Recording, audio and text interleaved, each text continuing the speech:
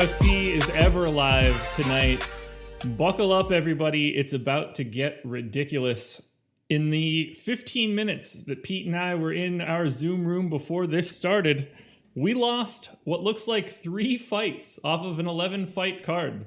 I am a bit at a loss. Every opinion that I have formed over the entire day is gone from a lineup construction perspective. It just doesn't exist anymore. But that's why we're here. We are here to figure it out. So thank you for joining us. This is MMA Live Before Lock. I am Josh Engleman. I am joined by Pete the Heat Rogers. Pete, what do you think of this?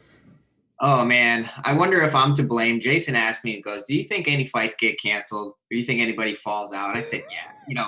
This is Vegas. It's, during COVID times, of course, something bad happens. Little did I know this would happen, Josh. We are in Scramble City right now. And, this is a basketball slate for us. And that's why you're so experienced in that department. So I am definitely going to be pivoting a lot towards your mindset through this, but I could definitely help with the the breakdown process, stylistic matchups, which fights we'll get more exposed to. But what a mess! We lost probably 2 of the 3 fights that I was targeting. I'm interested to see how affected your lineups are. Yeah, very at this point. So from what we can confirm, Nate Landwehr, Movsar Evelev, done. Montana De La Rosa, Tyler Santos, done. Maybe Cody Durden, Jimmy Flick? That's where we're at right now? Correct. That's where we're at right now. Okay. So I'm gonna keep my eyes peeled, and I'm gonna keep searching and making sure that we're staying up to date. Obviously, we always want to hear it from a legitimate source. We heard 2 of the 3 from a legitimate, verified source. You know how Twitter is, but we got to make sure it's correct. Yeah, so MMA Fighting definitely reported the Santos De La Rosa fight. So that one feels good to me. Evelev feels good to me. The Durden Flick fight is the one that appears to be up in the air. We're going to keep our ear to the ground, certainly, or whatever the digital ear to the ground is for Twitter at this point. This changes every single bit of this card. The difference between having 11 fights and 8 fights is massive. We're clearly stacking every single fight is basically on the table. So if you're using Fantasy Cruncher, I hope you know where there's check boxes are to allow both guys in, because otherwise you're not going to be able to build enough lineups. We're going to have to just fully dive into this one. So I think our best bet is probably just talking a little bit about what fights we have. The first topic that we were supposed to do was news, which was OSP missing weight by 1.5 pounds, which really doesn't feel all that important at this point. Right. But I guess maybe let's just start there. Does it matter to you at all that OSP missed weight? It still does. I mean, obviously, whenever somebody misses weight, it could be a variety of different things. It could be as a result of an injury during training camp, could be the fact that maybe they didn't train as hard, maybe they were lethargic or lazy, or they had a bad weight cut. And bad weight cuts happen due to miscalculations, whether it's based on nutrition, sauna time, whatever. There's so many things that you can, basically point to. But, missing weight does tend to favor grapplers because you're going to have that weight advantage as long as they can sustain it for 15 minutes. So that's like a double-edged sword, because they will have the advantage, but it will zap their cardio, will zap their energy if they had a bad weight cut.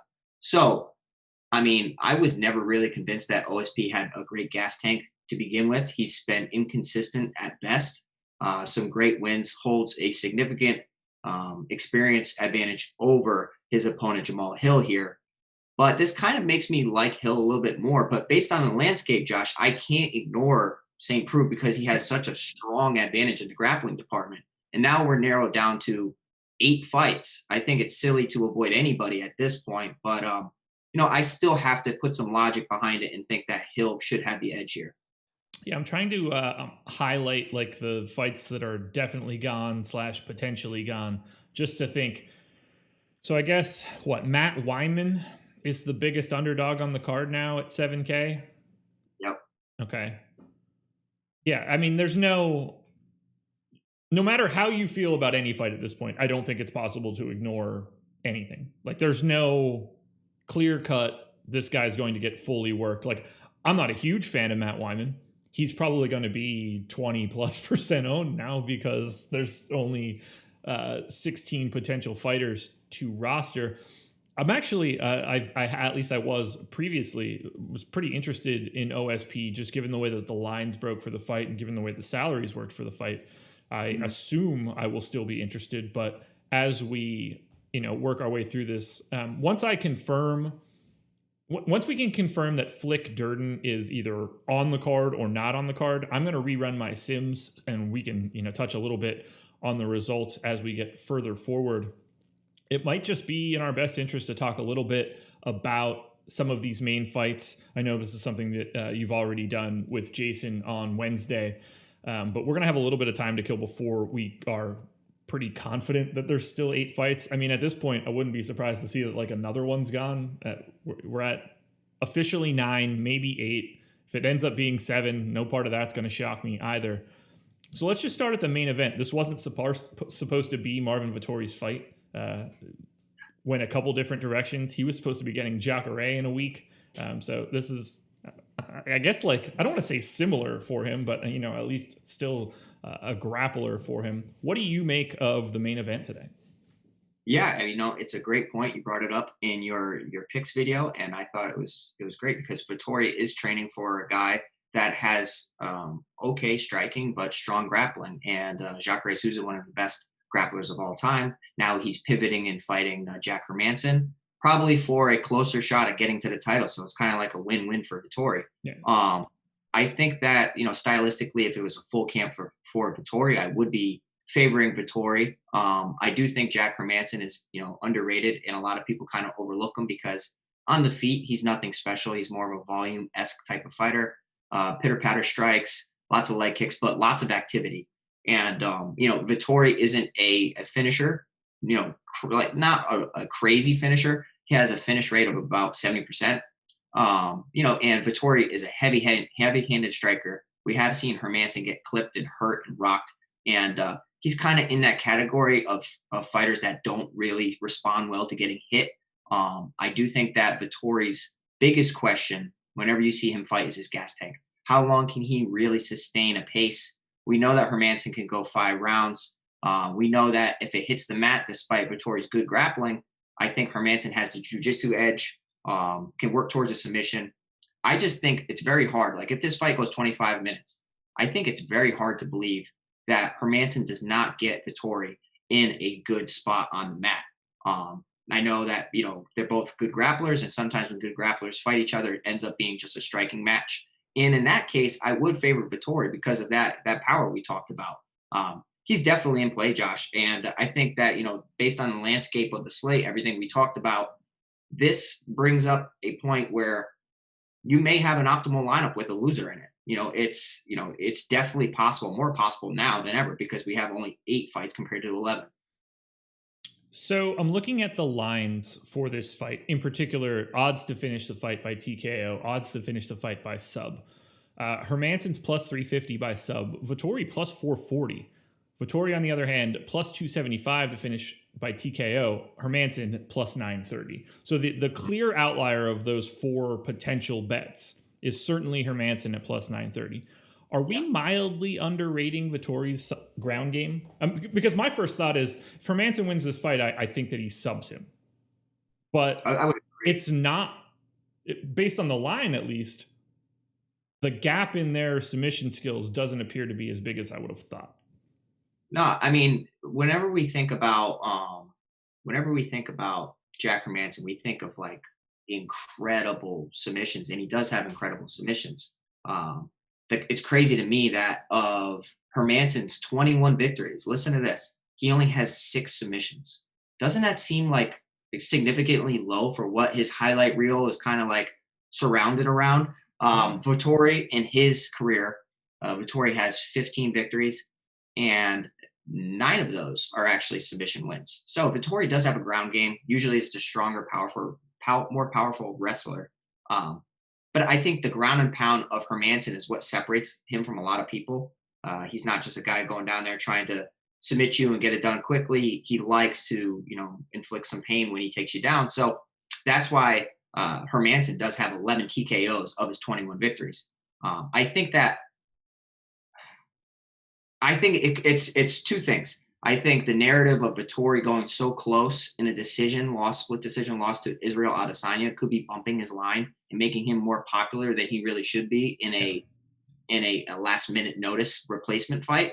Sure. And also the fact that Jack Hermansson in his losses, he has been knocked TKO twice. He's also been submitted twice. Vettori has never been finished in his professional career. So I think that's interesting. Yeah, you and me both. We got a super chat. Doesn't have a ton to do with today's card, but who do you think would win in a hot dog and pie eating contest, Collier or Jean Vellante? I think it's Collier. Yeah, he ate his way right out of the middleweight division, so it seems to be like he seems to be at least a pretty big fan of food. Not like, I mean, Vellante looked terrible in the fight that he had over the summer. Just like physically, he clearly just ate his way into the heavyweight division with little else. We'll see if that changes at all.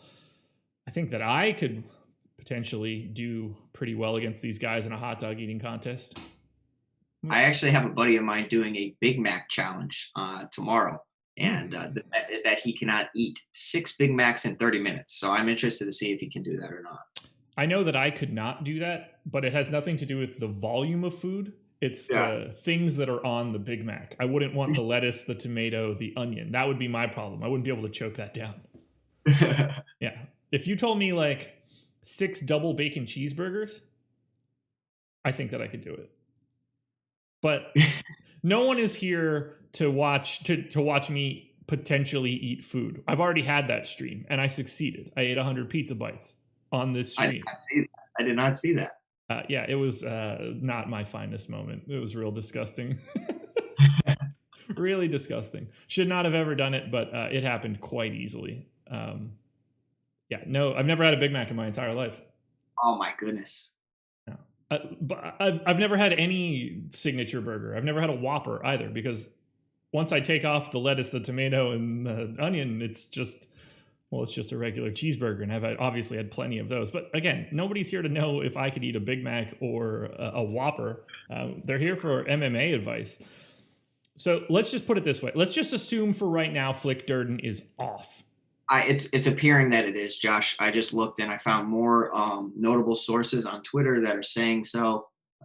Multiple reporters are now retweeting it, discussing it, and now obviously once one person talks about it, everybody's talking about it. So for sure, it does appear that those 3 fights are off the card. Okay, that will allow me to start running some new sims. So let's start with this. Who is your favorite fighter on the card now? Or, I mean, I guess it could still be as it was before. If you lost your number 1, 2, and 3 or something like that, it might be tricky. But as you look at it with 8 fights remaining, who do you expect to be most exposed to? I probably, I know that based on the salary of these fighters we lost, pivoting will be, close to the salary of those fighters. But overall, probably my favorite fighter on the card now will have to be Topuria. I really like him in this spot. I think that his aggressive grappling, great takedowns, actually really good boxing. He's a powerful striker as well, can get it done on the feet. We've seen Damon Jackson get taken down in the past, and in his most recent bout against Mirsad Bektic was taken down numerous times. But the thing about Jackson's style is that he welcomes the ground, the grappling in a sense, because he works towards submissions. But that's not good if you're against a guy that can, put you there and beat you up. So I will say that Topuria is here in a good spot. Jackson has been knocked out in the past. So I think a TKO is possible here. At 9K, he's probably, I probably have the most faith in him over Levitt, just because I've seen Topuria get in the cage and do it at the UFC level. I didn't even really think about this right now. I'm a fan of Topuria, by the way. What salaries did we lose? So Santos and De La Rosa, 8,900 and 7,300. Yep. Nothing too crazy there. Evelev and Landwehr, he was 9,300. I didn't really like Landwehr to begin with. That's a fight. If I'm being honest, both of those fights were not going to really affect me. I was expecting to get more value out of fading them and hoping that we got nothing out of it. The one that's going to hurt me the most is Flick Durden, 8,500 and 7,700. Who did you have the most of in that group? I had a ton of Cody Durden. Okay. And the reason I had a lot of Durden is because you're always looking for a 7K punt that could come through for you. I like the fact that he was dropping down a weight class, was going to be the bigger guy. We have seen Flick when he doesn't get the submission win. He is on the wrong end of a beating and can take a lot of shots on the mat. Even standing up, I thought that he was at a disadvantage against Cody Durden. And I know that Flick, his grappling is pretty similar to Brandon Royval, throwing up Hail Mary submissions and, making them look good, like really good, chains and everything. So unfortunately, we lost my low 7K punt, and it's making some other fighters that I don't really want exposure to, making them a little bit more appealing just because you have to. So I guess this is going to lead me to the same question I was about to ask. We have 8 fights left.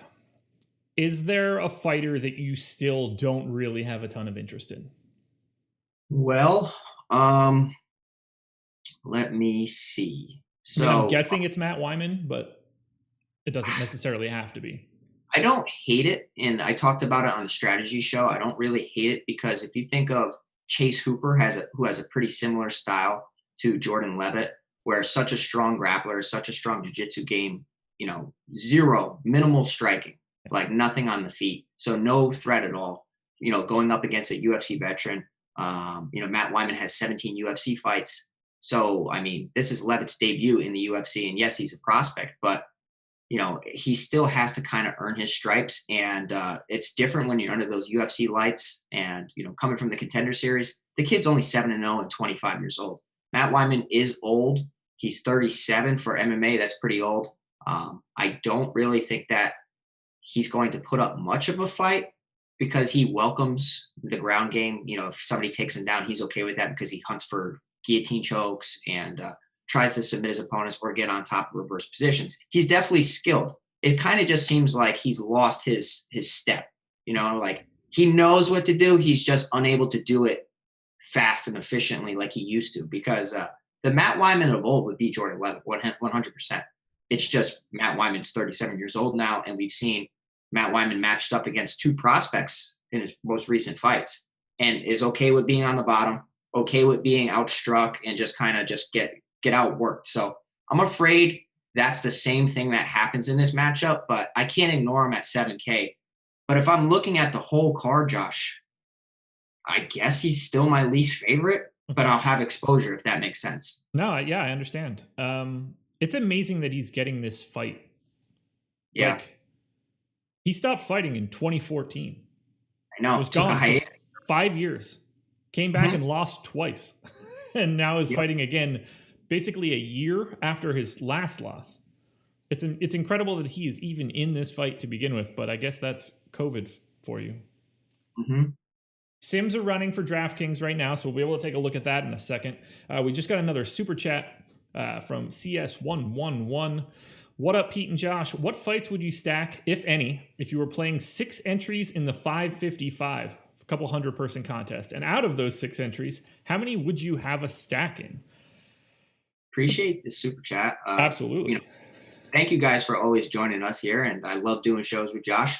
I think kind of knee-jerk reaction, right, is why not stack the 5-round main event? You have a guy Marvin Vettori, who can definitely go out there and put people away, but I think maybe because it's 5 rounds and he's struggled with his gas tank in the past, now that he's taken this last-minute replacement fight, maybe his coaches are saying, hey, look, we got 5 rounds. Don't burn yourself out.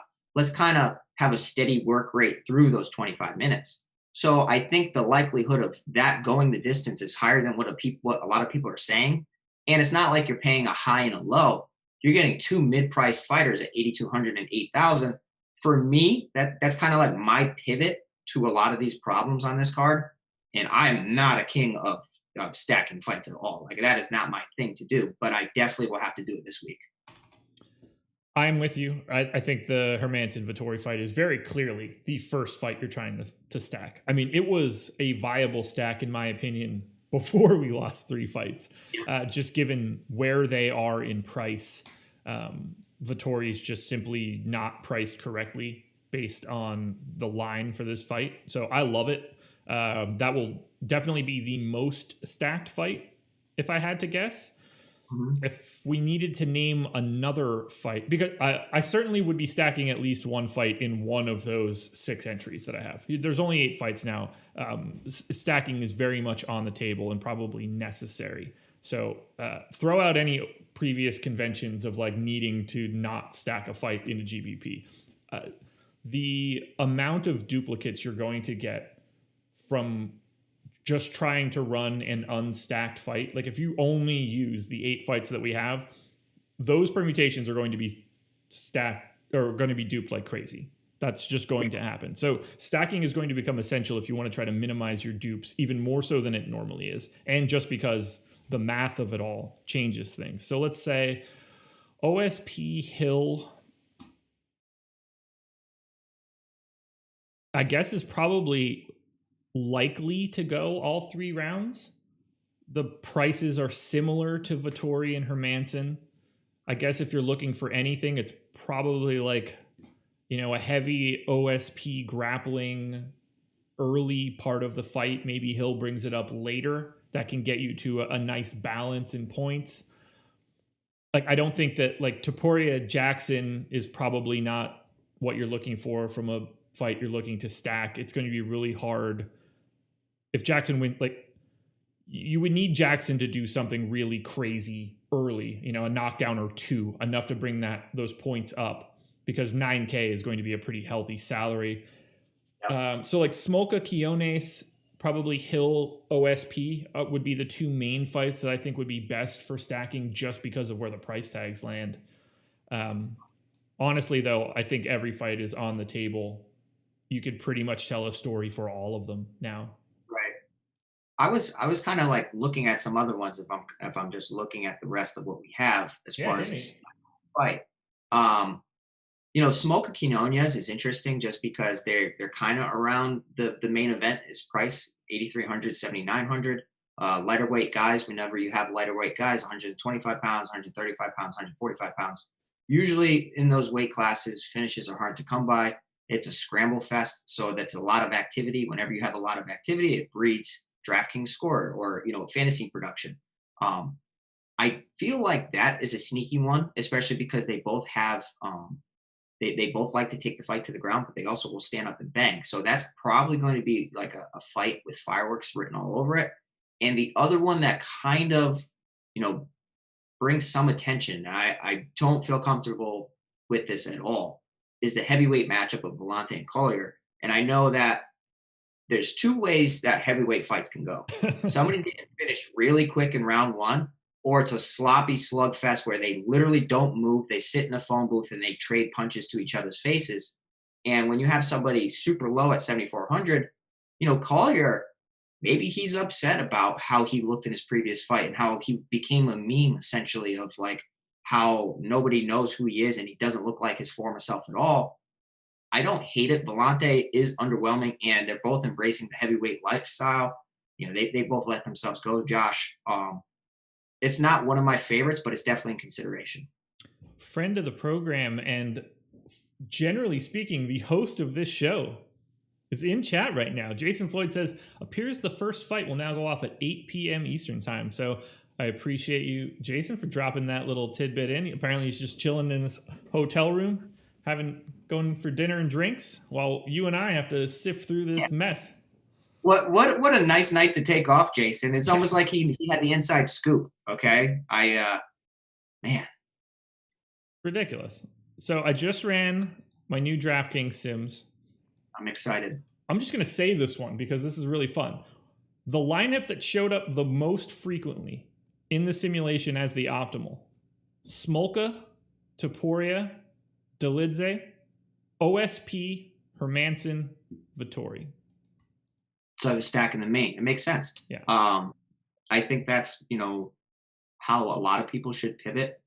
And instead of trying to get too cute by taking some of these really, really low guys, I think that it's a close fight. I mean, anytime you're talking about a main event, like if you think of, even Tony Ferguson against Justin Gaethje, they both had moments. Tony looked good early, and then Justin started to pull away with that win. And if it's a 5-round fight, you got elevated scoring. I don't hate it.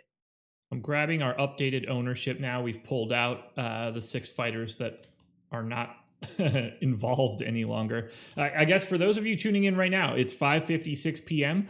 If you haven't seen the news yet, we have lost 3 fights in the past 45 minutes. Evelev, Santos, Flick, Durden, De La Rosa, Landwehr. All 6 fighters are no longer on this card. We now have an 8 fighter. So this should be fantastic. We're getting a lot of questions like, what's your core on DraftKings? What's your core on FanDuel? We're going to get there, I promise, but we kind of got thrown for a loop. 10 minutes before we were about to start this show, everything that we would have prepared for immediately was thrown in the garbage. So we are learning all of this on the fly with you. I'm going to try to walk through as much as I can from a data perspective. Pete's going to be here to let me know where I'm wrong from an actual fight perspective. But we're going to get there, guys. We have plenty of time. Apparently, this card's not going off till 8 o'clock. I love all of you. We're definitely not staying until 8 o'clock. That much I can tell you. We'll certainly run out of stuff to talk about. Although, I can't say definitely. If this stream keeps growing the entire time, I'll hang out till whenever you guys want to be here. We have 580 people in here right now. This is going to be my first request. There's only 77 likes. That's not enough at all. We are busting our humps to try to figure this one out. Hit that thumbs up. It'll help us out a ton. Okay, sim results. My top 3 fighters are Marvin Vettori, Jack Hermansson, Jordan Levitt. Anything crazy in that one? Because that seems pretty normal to me. No, that seems kind of like, typical of what it should be. I will say this. Matt Wyman is the least frequent fighter to show up in the optimal lineup. He still shows up in the optimal about 14% of the time. So still pretty sizable. He and Jose Quiones are the only fighters that are under 20%. Everybody else is kind of just bunched in this like 20 to 35% range. This is going to be an absolute mess. We had a fight card sometime during COVID time. Do you remember how many? Was it 8 fights or was it 9 fights? I believe it was 8. I thought so too. So we've had this experience at least once so far. Yes. We had a question in premium Slack. Let's see. Is Levitt questionable? Look at weigh-in less important because he is fighting Wyman. He was wobbly and kind of had that dead eye. Yeah, I didn't see that. When I watched the weigh-in, it literally looks like I hate to say it, but he looked like a rookie because you don't know what you're supposed to do of like stay on the scale, pose for the picture for 10 seconds. He stepped on the scale and then started to move around and then got off too soon and they yelled at him to get back on for a picture. So I didn't see, he didn't look bad to me. Luis Smolka came in, who I was worried about because he missed weight a couple weeks ago for this original bout. Yeah. Came in looking like he took it more seriously, which is great. Ovince Prue missing weight.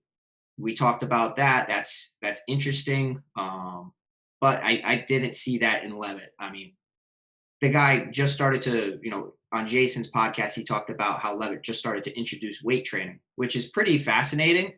And he does look stronger than before. So I really still like Levitt here.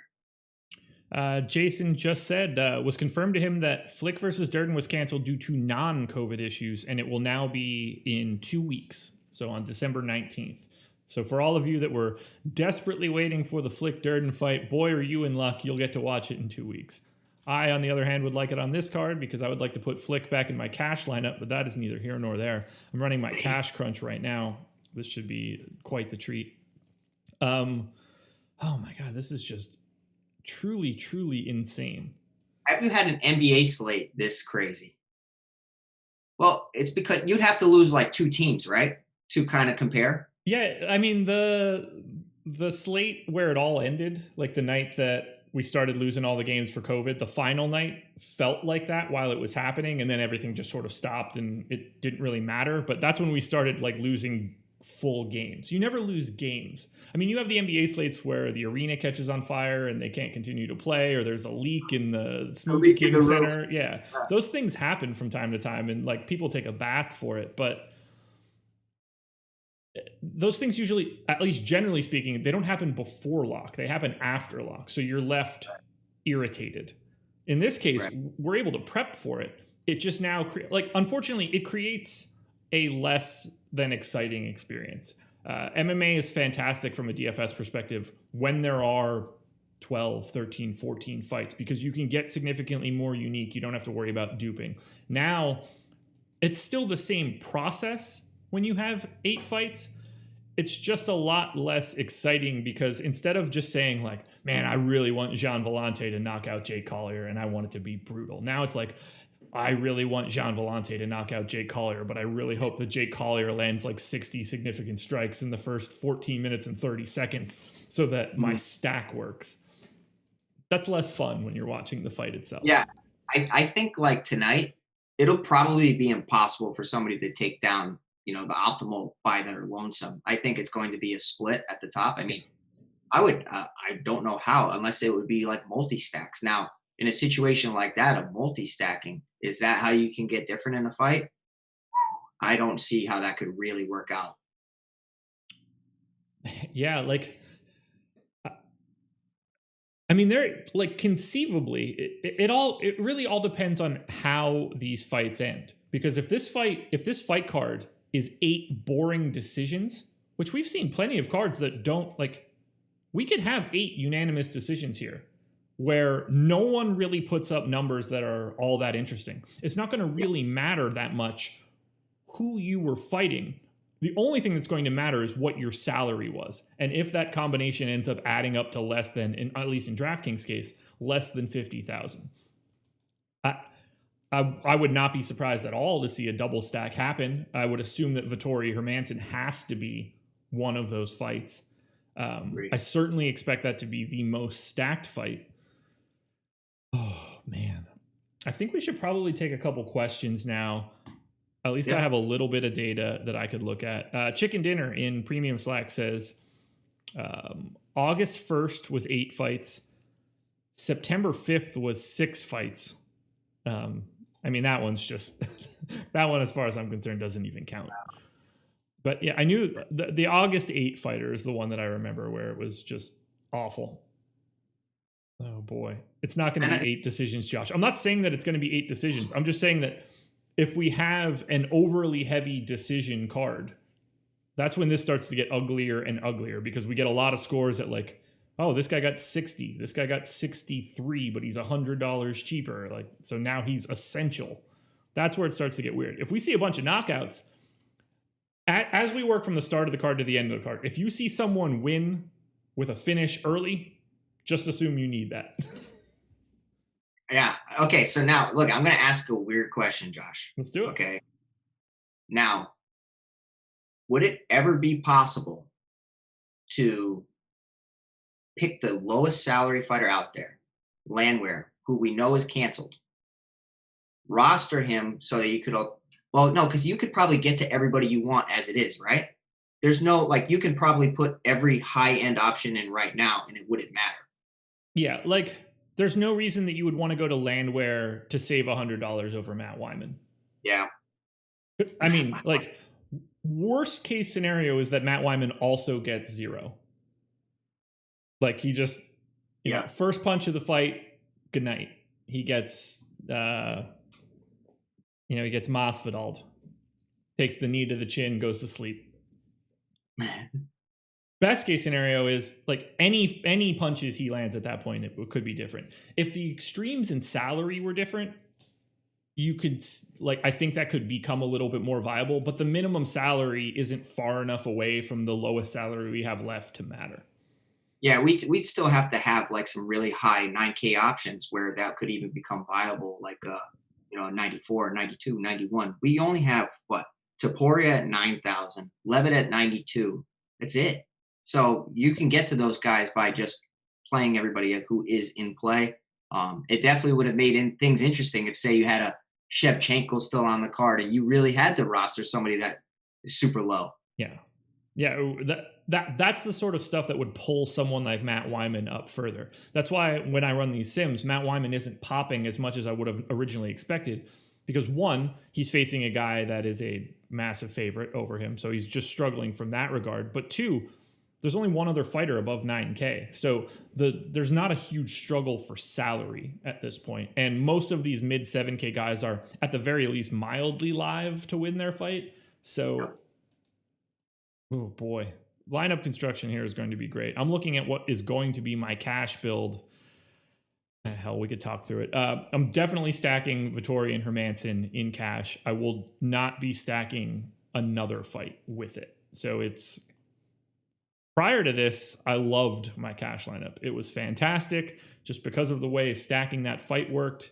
I was in a great spot. Now, probably going to end up with like Damon Jackson in my cash lineup, and it's really just gross. Oh, man. Oh, how the tables can turn on you. It's just not ideal. No. We got a super chat from El Negro Loco, the news god, friend of the program, and fellow Awesemo.com employee. I don't even know how to go further on this one. Pete, you might have a little bit more information here. Uncle Murda or French Montana? I don't know who Uncle Murda is. Oh, come on. I like Uncle Murda. I do. French is all right. He's got some really good bangers, and I think people are sleeping on Uncle Murda. I like that angry hip hop, angry rap. I'm cool with that. I am not so sure that I know who Uncle Murda is. You gotta listen to it, man. Yeah, this is not someone who I am familiar with. So I'm gonna go French Montana by default. I feel kind of bad. I'm losing like my, I don't know, whatever card I was allowed to have to be like on the edge of understanding hip hop. I don't get it anymore. Yeah. No.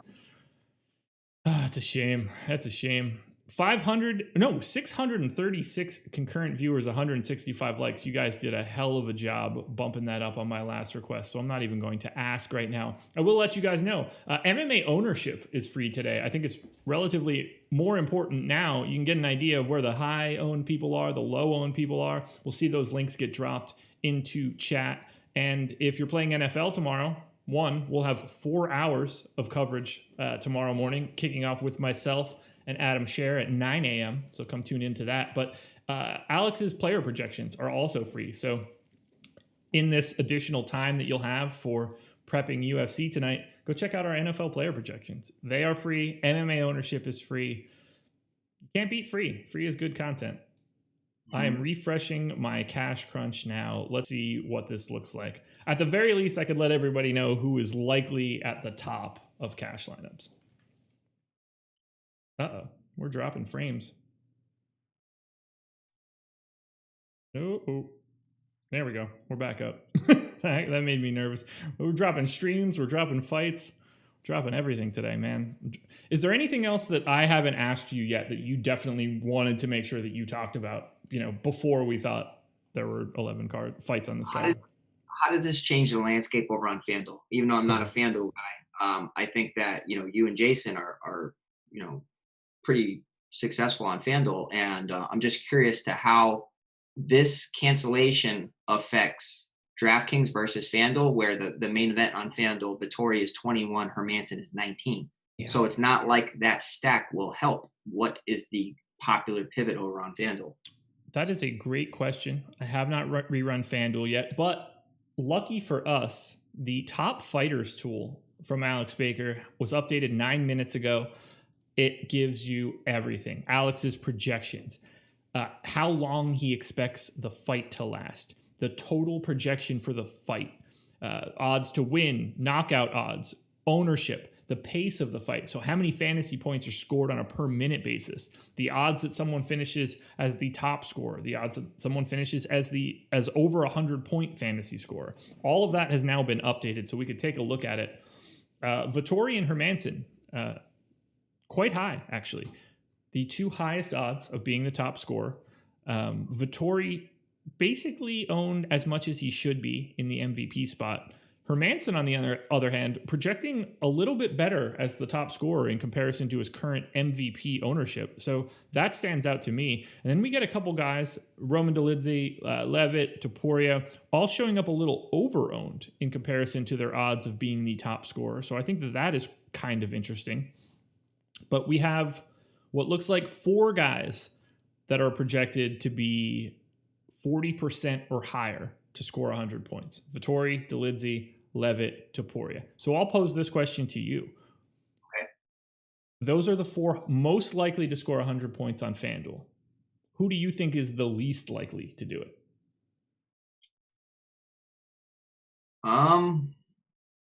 Of that group or just in general to score? If you had to fade one of Vettori, Dolidze, Levitt, or Topuria on FanDuel, who would it be? For reference, Vettori $21, Dolidze $16, Levitt $22, and Topuria $20. It might be Levitt, and that's just from a breakdown of fight film perspective, because I know he is so green. He doesn't really have the best striking. He's fighting a guy who has never been submitted. Matt Wiman is 16-9, but has never been submitted. And I think that's pretty crazy, because that's Jordan Levitt's bread and butter. Takes people down, works towards submissions. He seems really, really crafty once it gets there. If Levitt was to introduce some ground and pound to his style, I think we could see him be extremely successful in the UFC. My problem is that maybe he tries to keep going for submissions and Wyman's able to get out of it. So just because he's priced up so much, making his UFC debut against a guy, 17 UFC fight veteran and Matt Wiman, that's basically my only reasoning for saying that, he could possibly disappoint. Can you imagine if Matt Wiman wins this fight? Alex Caceres went in there against Chase Hooper and was possibly the best value play on the entire slate, and went in there and just absolutely killed it, because Chase Hooper was unable to do anything. Matt Wiman, though, he's not Alex Caceres. Alex Caceres is still young. He just hasn't had the best success in the UFC. Speaking of, I don't even know if he's young. I have no idea how old Casey Kenny is. I assume you saw the news. Casey Kenny is taking on Dominic Cruz in March. I'm bringing this up because obviously things are ridiculous right now, and I want to get your thoughts fresh off the floor of the news. 1, who do you think wins that fight? And 2, why is Dominic Cruz taking a fight against Casey Kenny? Casey Kenny, I might add, unranked. Yeah, I will say that Casey Kenny might be the breakout, performer of quarantine. Yeah. If Chimaev goes in there and gets another fight, I think that it's a close competition between those two guys, because they really have been in the limelight and they've performed really, really well. I think that it's a tough opponent, and possibly one of the toughest guys that's unranked, which is pretty crazy. Dominic Cruz trying to stay relevant and to get some wins, and everybody's talking about the buzz of Kenny. So, when everybody's talking about somebody, sometimes you want to, take their shine, so to speak, and go out there and have a good performance. But at this stage of Dominic Cruz's career, just suffering a KO loss to Henry Cejudo, I don't like his chances against the Casey Kenny, who packs a big punch and is a great wrestler as well. So it's not like he's just limited to which way he can go. He's a great wrestler that enjoys to strike. So I'm excited for that fight. I think that Casey Kenny might be one of these up-and-coming stars that people are talking about, and that's why the promotion's pushing a fight like this, because they think they have something special with the kid. I was shocked to see that Dominic Cruz took that fight. It's in March, and I said it in Premium Slack. I feel a little bit bad about it, but I just assume that Dominic Cruz doesn't make it to March for that fight. I don't understand why you would take it. I don't know what he would see. He either thinks that that's a fight that he wins and just derails him, or there wasn't anything else. I just assumed that he would get a name somewhere, headline him on some card like this. Dominic Cruz versus X is probably going to be a higher profile fight than Marvin Vettori, Jack Hermansson. Not that I don't love this fight, but Cruz is a former champ. I was very surprised to see that. Didn't see that one coming at all. Never would have thought that Cruz took an unranked fighter, unless it was a guy that had a previous name. Wild stuff. Yeah, it's fair. I think that sometimes you see something in matchups, or a lot of times, like when Conor McGregor was coming into the game, you want to fight a guy like that before they really start to round out their game, when they're still a little raw, because once they finally develop and fully develop, they're going to be a tough task for anybody. And that's why, if Chad Mendes had like a full training camp, is that fight different? Probably. Yeah. So I think it's kind of just like, well, he's got a big name, he's got a lot of hype right now. I'm going to go in there and try to derail it. Yeah, it's amazing how much different. I mean, obviously Connor trains differently then if that fight happens. Pretty much Right, like the opposite way, but like if Mendes has anything resembling a gas tank, it's very different early because Connor just did not have an answer for that wrestling at that point in time. Absolutely. Man, what a fun fight to watch. How great was, oh God, I'd rather just talk about old fights. I know. Mendes Aldo fight. Oh my God, what an incredible fight. The second one, not the first one. First one was fine too. Okay, so I have my DraftKings crunch in front of me. I have my FanDuel Sims running as well on the laptop. I've got a ton of balls in the air, so to speak. Marvin Vettori and Jack Hermansson are basically in every potential cash game lineup that I could run. From, let's see, the number 1 ranked lineup that I have all the way down to 41. That's everything that I can see on my screen. Only one of those lineups doesn't have the main event stacked. So at this point, I can only advocate for stacking the main event in a cash game on DraftKings. Other guys that are showing up pretty frequently. Roman Dolidze, who we haven't really talked about. I'd like to get your thoughts there. And Jordan Levitt are probably the 2 most frequent names that I see. Hill and Topuria would be second and third in that regard. Smolka kind of close as well. And then it just starts rotating through Collier, OSP, Damon Jackson. One also ran. So let's talk a little bit about Dolidze now, since I don't think that we've touched too much on him. How do you feel about him today? Is this a fight you like for him? Undefeated. Do you think that continues after today? Yeah, so I will say that Roman Dolidze, he's a very decorated BJJ practitioner. He's developing his striking, and he's definitely starting to fall in love with his hands. You often see that when grapplers start to get, some power, or they start to hit people and people fall. It's pretty addicting. So I wonder if he's starting to really get away from what got him to the show. And his jiu-jitsu is world class. You're talking about an ADC, he's a medalist. He's got all the Brazilian jiu-jitsu accolades out there. And it's a good thing because John Allen, despite John Allen being gritty and having a ton of pressure and being tough, having a strong shoot-the-box kickboxing style, in his defeats, he's been submitted, and he's been submitted quite a few times. So I think that if Dolidze runs into some trouble here, he's able to take Allen down and, work towards a submission. Now, I will say that Allen, he has a good kickboxing style. The one red flag about Allen for me is he's coming off a PED suspension. So I went back and I looked at, his weigh-in when he fought Mike Rodriguez, and I wanted to see how his body was and how he looked. Then I kind of compared it to how he looked today or yesterday, and he's definitely deflated, Josh. He definitely looks like he's off the juice, and for the lack of better words, that's what he is. And I don't know how that's going to affect his cardio. I don't know how that's going to affect his confidence more than anything, because if people are on PEDs, a lot of times because of their lack of confidence trying to get an edge over their opposition. Now, I think Dolidze's in a great spot. I do. I just worry about him being lulled into a striking match because he's starting to really enjoy striking. Now, if that's the case, I do think Allen holds the volume edge. Allen can work towards a TKO. So of these 7K guys, I don't hate him. I know Dolidze has some great power, and he found that KO shot in his previous bout.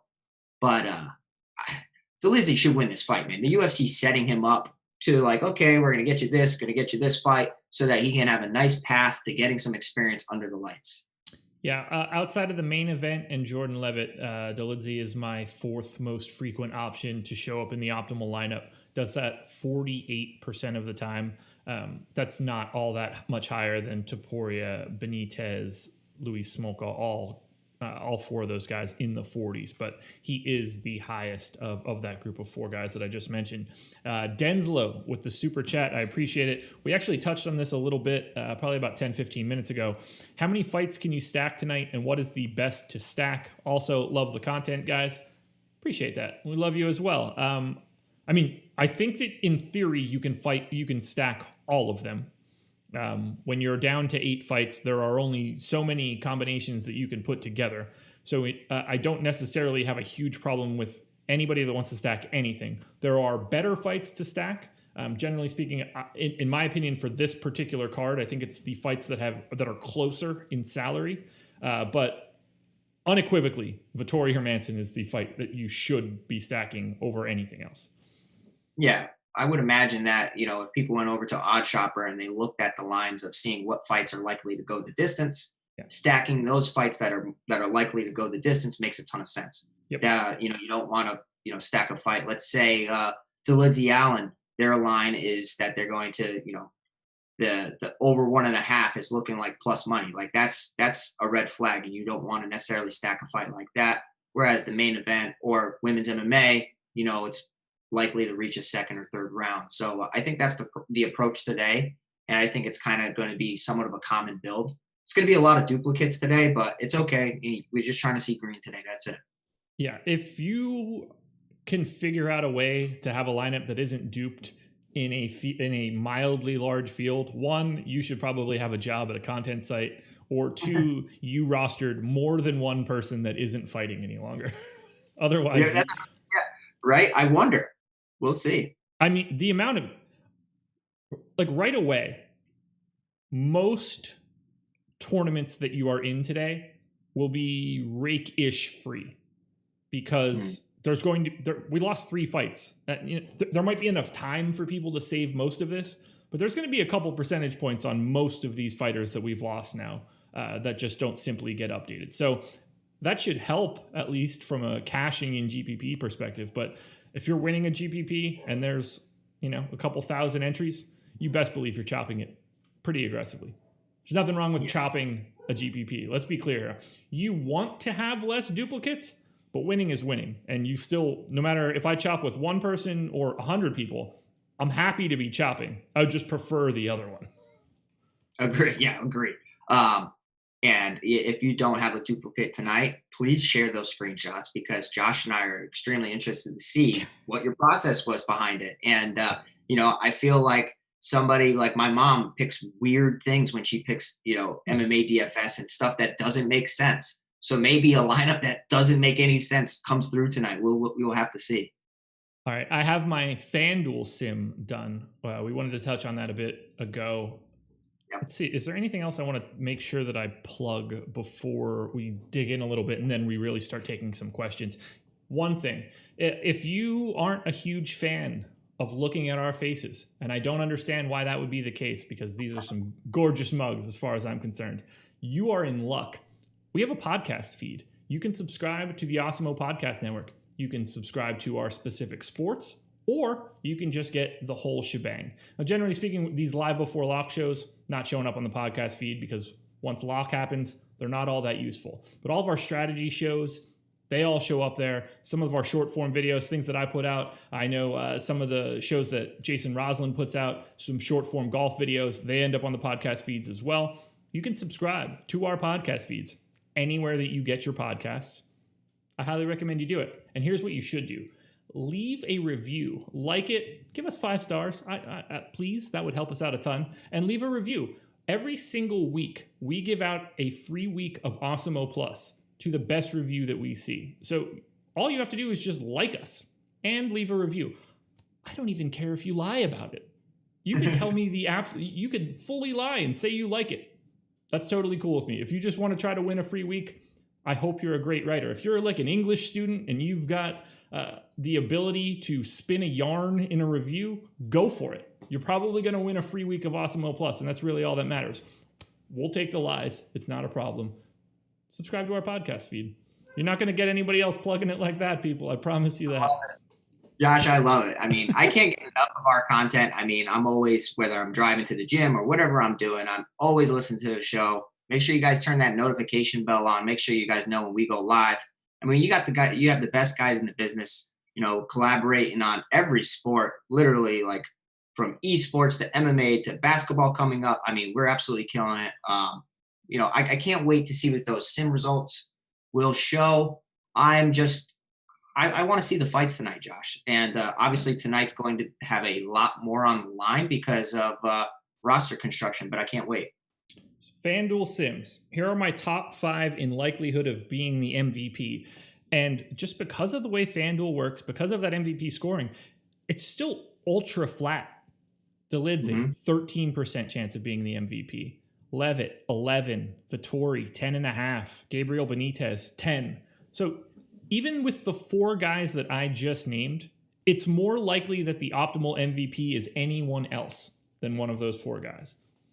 It's picking your MVP in MMA DFS on FanDuel is like picking a quarterback in NFL DFS. Yep. It's really flat and it's pretty random, all things considered. The utility ownership, a little bit different, because someone like Jake Collier, I don't think is all that likely to be the MVP, but he does show up in the optimal utility spot like 40% of the time. He's $10, makes things work really easily. Whereas someone like Jordan Levitt, 11% chance of being the MVP, a little bit lower in the utility spot because he's $22. He won't efficiently fit into your lineup as easily in the utility spot because he's not getting that 1.5x multiplier. So if he's not getting that multiplier, he's a little bit harder to fit in. Same for Marvin Vettori. Falls a little bit more likely. He's not more likely to be the MVP, but the ratio changes a bit. So from a utility standpoint, Roman Dolidze, Gabriel Benitez, Hill, Smolka, Collier, they're some of my favorites in the utility spot. But at the MVP spot, it looks like, who's the most owned? Looks like Dolidze is projected to be the most owned MVP, and I fully agree with that. If you're looking for a flyer, I think Gabriel Benitez is the most under-owned MVP right now. Do you have any Gabriel Benitez thoughts? I do. I really think that I like Benitez in the matchup. Jason and I always talk about what fighter are we not talking about. I think both Benitez and James kind of falls under that category. We're not really talking about that fight. I think that it's 2 guys, 2 strikers that enjoy standing and trading on the feet. Benitez is 21-8, 5-4 in the UFC. Justin James is 16-5, 1-1 in the UFC. James has wrestling in his back pocket if he ever decides to use it. And Benitez has one of the best kicks in MMA. He kicks so powerful that you're worried about a liver kick or a head kick at any moment. He has some great technical striking wins where he stands on the outside and picks people apart. I think a TKO or potential submission. And the reason I say submission is if like he hurts James on the feet, James sloppily tries to take him down, leaves his neck out there, gets choked out. I will say, and it's kind of like an X factor, take this with a grain of salt. Justin James, his father has cancer, and this is Justin James he's having his father in his corner against the commission's wishes. And now we're talking about that Walt Harris, that Devin Clark emotional card. How does that really affect Justin James? Does that make Justin James come out overly emotional, reckless, run into a shot? I mean, you can think about Mark Hominick when he lost his coach, went out there against a Korean Zombie and got clipped and knocked out in 45 seconds because he just came out too emotional. I will say that every fighter is different, and it makes me want to target the fight. That's the best way I could put it. I want to target the fight, especially on this limited landscape of fights left. I just think Benitez might be too wise to all of that. I mean, he knows what everything Justin James is going to do. I think he just might be a little bit better, a little bit quicker. Mark Hominick, man, that's a name I haven't thought of in a while. He went from putting it on Aldo in the 5th round of that title fight to losing his next 3 fights and never fighting again. Yeah. Wild stuff. He took a beating in that Aldo fight too. Whew. Yeah. Oh, yes, he did. Unreal. Man, I haven't thought about Mark Hominick in a while, and that's probably because his last fight was in November of 2012, a full 8 years ago. 700 plus people in here, 222 likes. Now I'm actually going to ask, hit that thumbs up one last time. It will help us out a ton. I just ran my DraftKings crunch. I do not like any of it.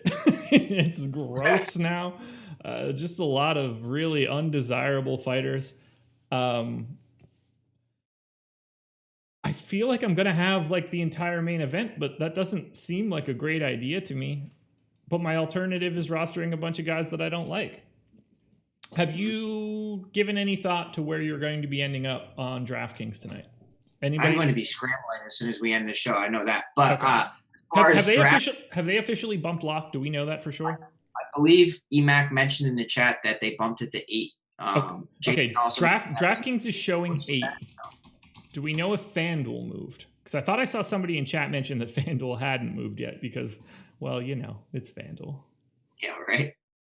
They'll probably pay out in 4 days. FanDuel still says it's locking in 28 minutes, so good luck there. All right, so we've got till 8. Are you playing on FanDuel tonight?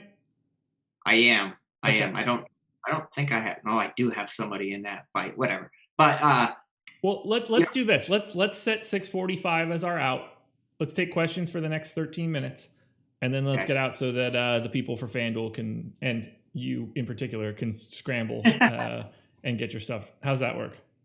I'm good. I only played like 2 lineups on FanDuel. I'm cool with it. I'm good, but I'm fine. We'll answer some questions. Not really too much to talk about. I mean, other than how can you separate yourself from the pack, Josh? How can you actually separate yourself from a pack with 8 fights left? You know what the common build is going to be. Yeah. Do you hope that the main event, somebody gets DQ'd in 2 minutes, or you know what I mean? Like, I don't know how do you avoid 8,200, 8,000, and how do you separate yourself from the field? I don't know if you can.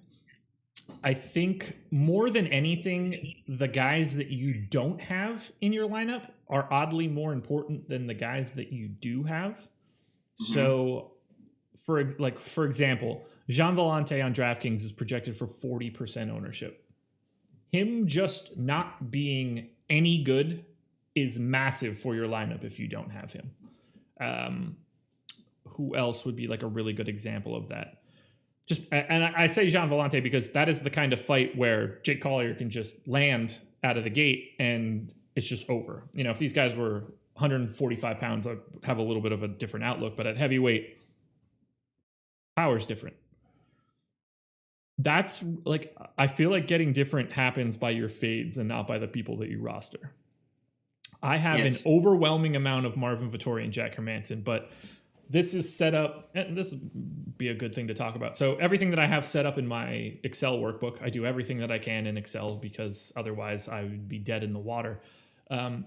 It's set up to cut out a certain amount of chalky lineups.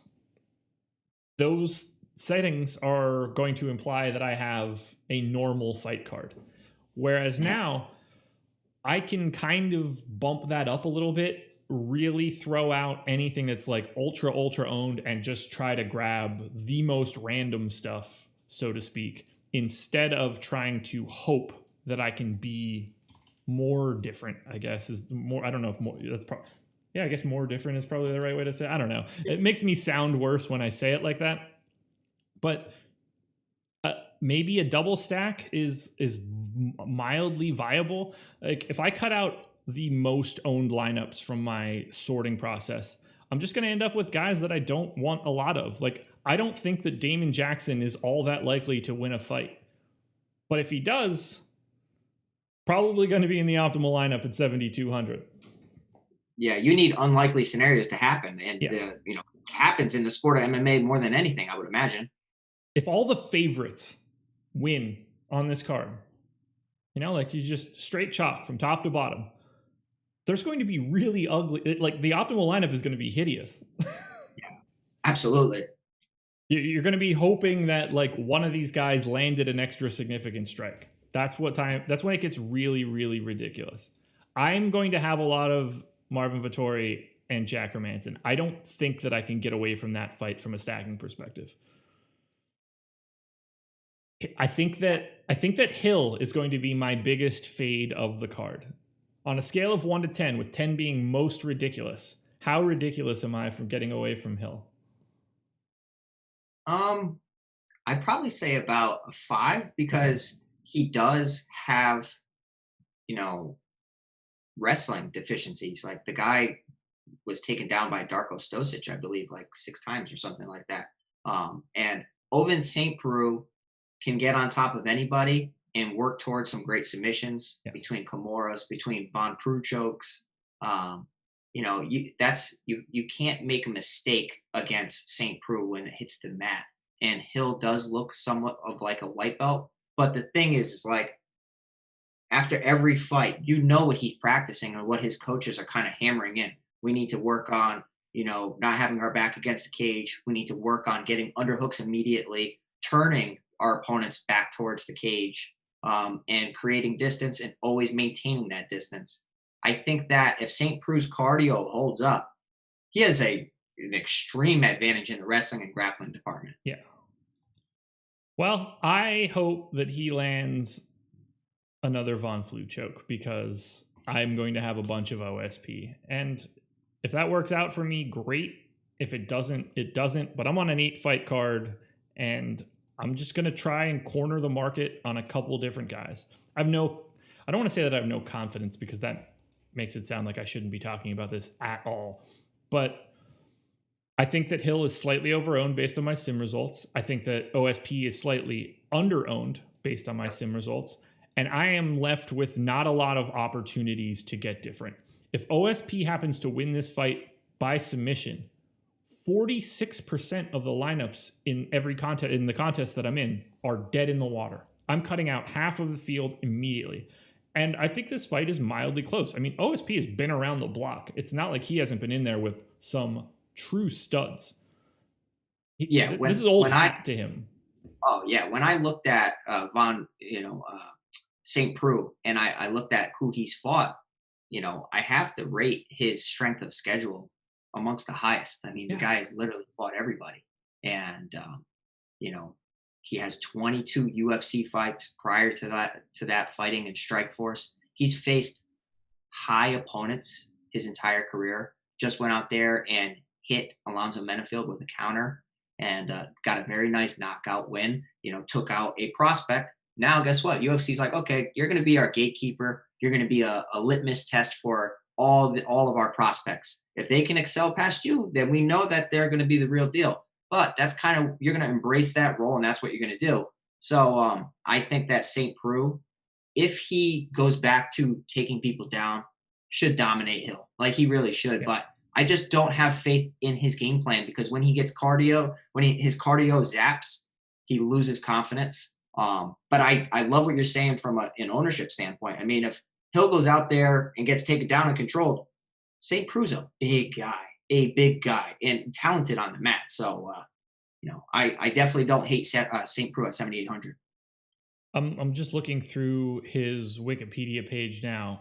One, it's incredible how many fights he's had since he went the distance with John Jones. Yes, yep. That's correct. He went the distance with John Jones. Now, he's had a ton of losses since then. I wouldn't classify any of them as like fully bad. Knocked out by Jimmy Manuwa. I mean, where is Jimmy Manuwa now? Nowhere, essentially. But to be knocked out by him isn't exactly crazy. The dude certainly had one-punch knockout power. Lost a split decision to Ozdemir. That's a very reasonable loss. Latifi got subbed. Latifi solid. Dom Reyes, obviously not a problematic loss at all. Nikita Krylov subbed him, and then he lost to Ben Rothwell. Oh my God, I can't even talk. Ben Rothwell in his heavyweight debut, split decision loss, jumping up to heavyweight. None of those guys are full-on garbage. He's not, he only fights essentially good fighters, or at least only fought good fighters for an extended period of time. He wins over Corey Anderson, Yushin Okami at one point in time, which was probably meant a lot more in 2017 than it does now, but that's neither here nor there. He's been fighting everybody that they would put in front of him for basically a decade. This is the guy that fought Musashi in Strikeforce a decade ago. Yeah. He's been around the block.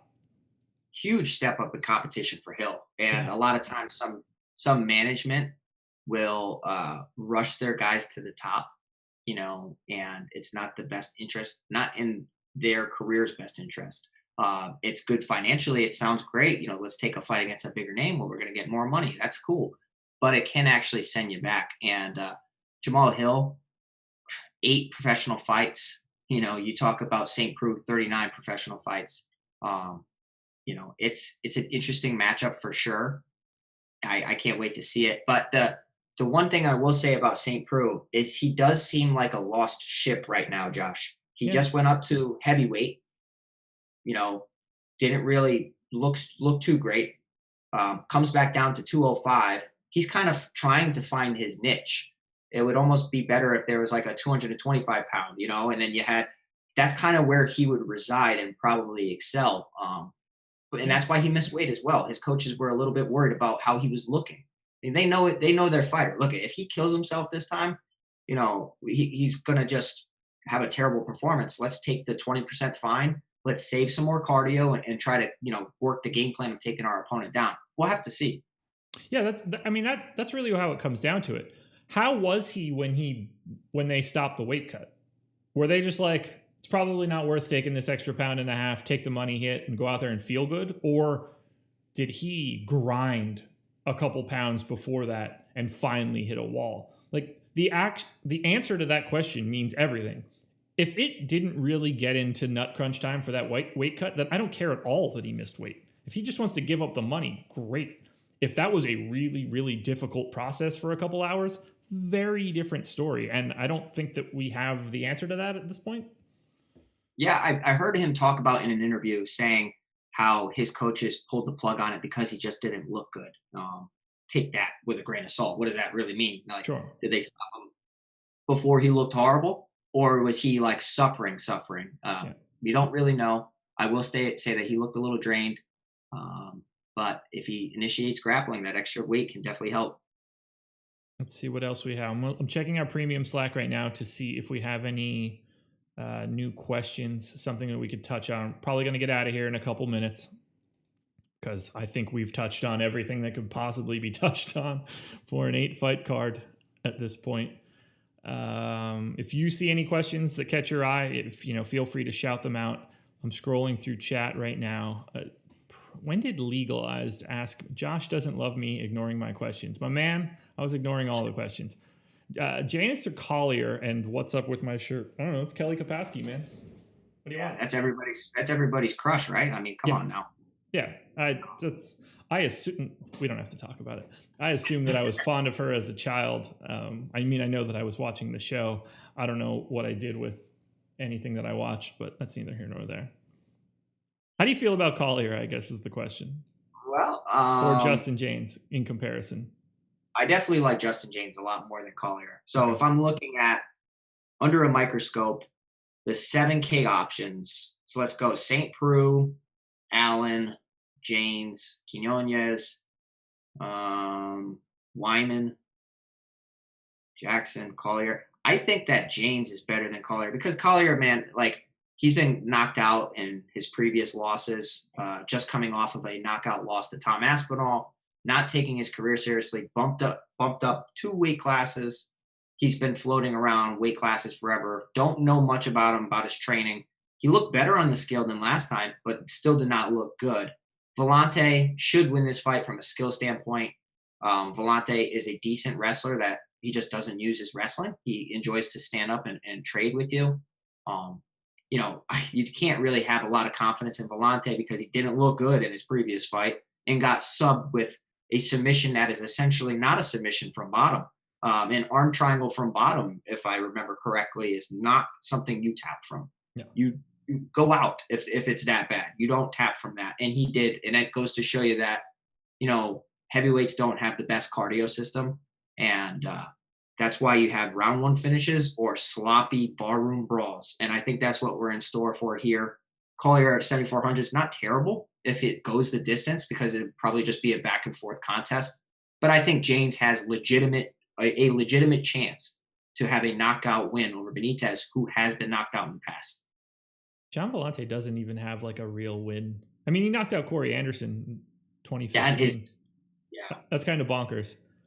I can still, I know you'll remember this.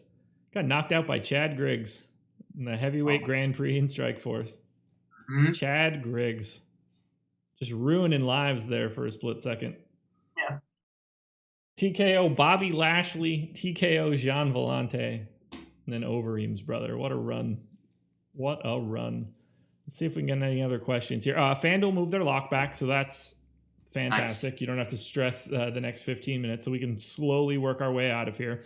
It seems that people are also slowly working their way out of here as we get closer to what would have been locked. But still, 650 people and 255 likes. Love you guys. You're the best. Does Wyman have any paths to a finish? I mean, yeah, but So let me think, right? So Wyman is a very good jiu-jitsu fighter himself. He really is. Um, he's fighting an untested fighter that can possibly break under pressure. We haven't seen Jordan Levitt face any adversity at all. Um, and you don't want to have questions when you're in the UFC, right? You kind of want to have everything already been tested out in the regional scene. So, I think that Wyman should go out there and perform better than he has because Levitt is the lowest level in the UFC that is possible. He's just, but I will say Levitt's never been submitted. Wyman's never been submitted. Um, Wyman has 4 knockouts out of his 16 victories and also has 5 submissions out of his 16 victories. So he has some finishing potential. It's just low. I think his path to victory is probably by winning a decision over Jordan Levitt, coming in at 56% finish rate. I think that's the most likely outcome if he does well at all. Okay. Let's see what else we have here. Any favorite super draft champion? Not going to lie, I did not put in a ton of time into looking at super draft today. And by a ton of time, I mean any at all. So I can pull up our tools to take a look and see what stands out most to me. We do have super draft projections, so that is definitely a good start. Highest projection and multiplier is Benitez. He is a 1.2x multiplier. Vettori 1.3. I think I like that Vettori at 1.3. Would you rather have Marvin Vettori at a 1.3x multiplier or Jack Hermansson at 1.4? Well, I mean, that's really not too wide to get like some advantage over one or the other. I think that if Hermansson was a lot more, the volume approach could definitely play a part. I'm always worried about Hermansson getting hurt on the feet. So I do favor Hermansson in the bout based on volume. Okay. I probably would say Hermansson, but it's too close to really call one or the other as a better play. Legalized. My man, you're killing me here. Legalized is a permanent fixture in our premium Slack. He says, I took my like away because my questions are being ignored. Now, we obviously just answered his question. I shouted it out on this stream. He got told that we answered the question. His response, I was vacuuming. You stopped watching this show to vacuum. I assumed you didn't even own a vacuum. So let's start there. The fact that you're vacuuming is incredible, but we answered your question. You're the worst. You're the worst. Oh, I'm gonna have to ban you again. Do you have any other questions you need me to answer, man? Maybe you have to go out and dust your shelves or do the dishes. What other chores do you have to do while we're live? You couldn't just wait. Lock's not for another hour and 10 minutes. You have plenty of time to go do your chores. Take the trash out. What else? Unload the dishwasher. Whatever other things you have to do. Just wait until we're done, man. Durden Flick was canceled due to an issue with Durden's eye, which makes sense now why he was wearing sunglasses everywhere. Maybe he just likes to wear his sunglasses at night, or maybe he's just Tony Ferguson's biggest fan. Got to watch out for those giant cables laying around too. A lot of times what happens, right? So you do weigh-ins, you step on the scale, you do face-offs and all that. And a lot of people think that you just go back to your hotel room, you prepare for the fight. Josh, you're there for like another 2, maybe 3 hours, because right before the weigh-ins and right after the weigh-ins, you're going through, getting signed off by the commission. You're going through last-minute medicals. Even though you have all your medicals checked up on, the doctors have to do, day of physicals and basically make sure that you're all set. So that screams that something seemed off whether it was on the vision chart, whether he had pink eye, I don't know. But a lot of times fighters will try their best to kind of disguise some things. If they tell you to bend over and touch your toes and your back is killing you all camp, you're going to do it anyways. You know what I mean? That's just the truth. You heard it here first. Being reported by Pete Rogers, someone farted on Durden's pillow. All right, 2 more questions, and I think we can get out of here. I think we've exhausted everything we can do, and they're both coming from Premium Slack. 1, what's your guess on the percentage of lineups that stack the main event in a large DK tournament? I think half is fair, no? That seems a little high, but you're like not too high. Right. I'd say probably something in like the 30 to 40% range. Probably the high end of that. I feel like if I was told that and I was in a contest, me personally, I probably would want more of that. Like I have more of that. That's what I'm saying. Like I'd probably be over the field on that. I think that's a nice little leverage spot personally. Yeah. The question then, like, my only concern for it is that I don't know how many people react to the news, and I don't know how many people actually think about doing it first. I think a lot of people will naturally try to build without it, even though they shouldn't. But, just a guess at this point. Favorite dog on this limited slate, and then we're going to get out of here. Favorite dog? Well, I like Quinones, man. I do. I think people are sleeping on him because he just doesn't look like he's good. Smolka, his whole career can be labeled as inconsistent. I will say that it surprised me on the numbers that Smolka has been taken down in a very, very large clip. And if he can't prevent takedowns in a close striking match, he could be losing some rounds. I don't think Quinones goes out there and finishes them.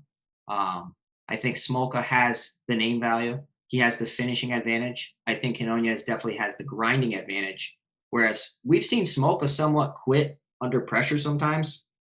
Granted, I was one of the biggest Smolka backers and believers for a very long time. But now you're starting to see a pattern of him possibly not taking his career, seriously. I know you love Smolka. I don't hate Smolka at all. I just think that Quinones does hold some advantages here that actually surprised me on the metric standpoint. I think I would say that my favorite dog is OSP. I think the one that is most likely to be in the optimal is probably Jake Collier, just given the makeup of that fight and his $7,400 price tag. Just because, I might get to more Damon Jackson. I think that's more of a function of salary than anything else. I think Collier is the cheapest guy that's most live to just randomly win a fight by something.